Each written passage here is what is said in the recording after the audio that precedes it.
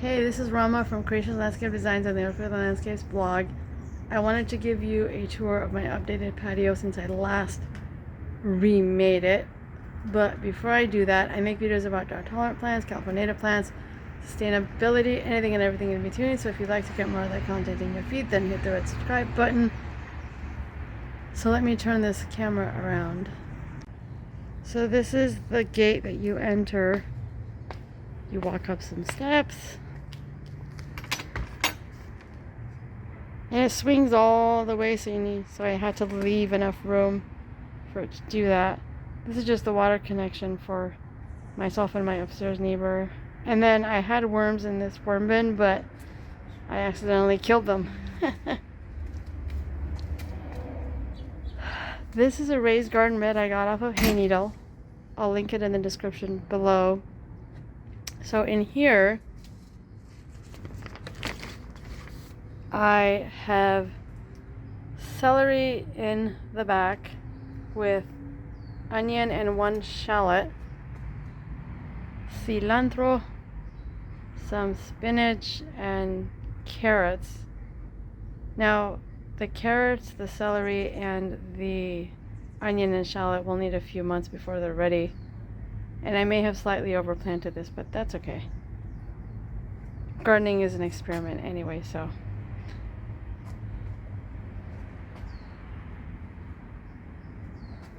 And this actually ends up being a perfect size for this narrow space, which also leaves just barely enough room for the gate to swing open. And then this is the main space.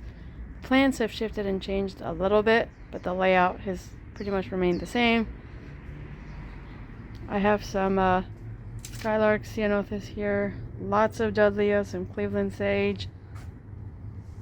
This is a golden colored bell pepper with some chives and California native strawberries, more native strawberries here. There's a Baja bush snapdragon, and then tucked here is a woolly blue curls, Howard McMinn manzanita, more Howard McMinn, some bees bliss sage, Julia Phelps ceanothus, Cleveland sage, more dudleyas and woolly blue curls here.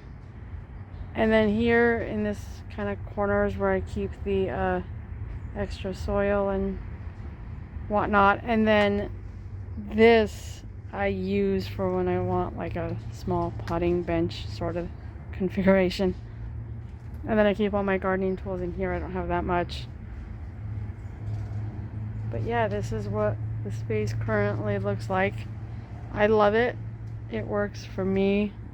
Does need a bit of cleanup, but that will probably happen this weekend. Now, ideally, what I would love to do is take this little area, which has a bunch of Raphiolepis, and change it and put like Cleveland sage or something else that's more native. But that's HOA property, so I can't. And then I also recently redid my windows, and I'll put a link to the Yelp page of the company that did the windows. I believe it's called AJ Window and Glass, and they did a really wonderful job. I mean, it was just the guy that came wore a mask and was totally safe and whatnot. So there's that. Yeah, so this is what the space currently looks like, and I'm sure over time it will evolve. But I love it, sitting on this bench.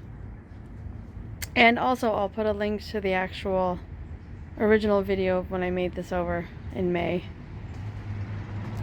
Yeah, there's my space.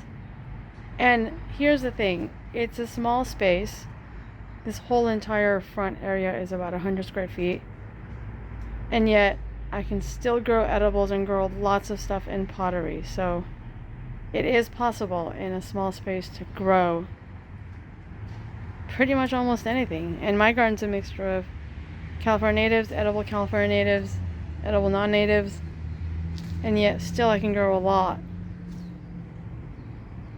and still be able to have room to comfortably sit and walk around. It is possible. You just gotta think outside the box a little bit.